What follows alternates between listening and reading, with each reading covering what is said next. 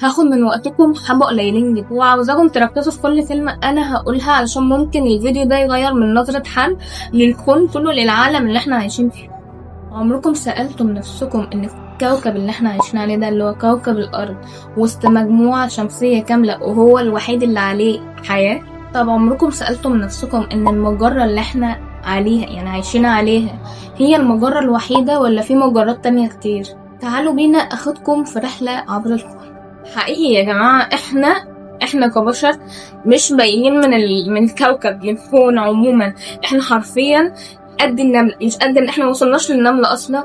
احنا مش باينين، احنا في وسط مجرة كبيرة جدا، وسط كون كبير جدا، وسط كواكب كتير جدا، والمجرة اللي احنا عايشين فيها وسط ملايين المجرات. بجد سبحان الله، بجد على خلقه، والله بجد ربنا ده عظيم جدا.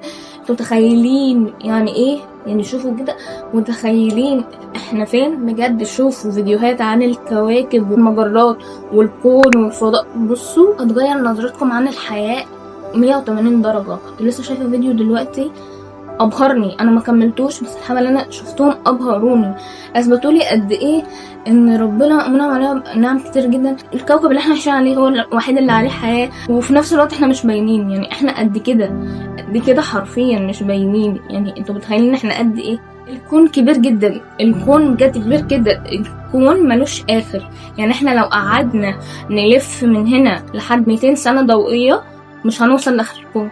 مفيش للكون يعني احنا ازاي بنفكر او بيجيلنا قلب ان احنا نعصي ربنا او ان احنا ما نرجعلوش؟ يعني ايه بجد؟ والله عماله بفكر مره واثنين وثلاثه، هل اللي انا بعمله ده صح؟ هل انا قريبه من ربنا اكتر؟ يعني هل انا قريبه من ربنا كفايه اصلا؟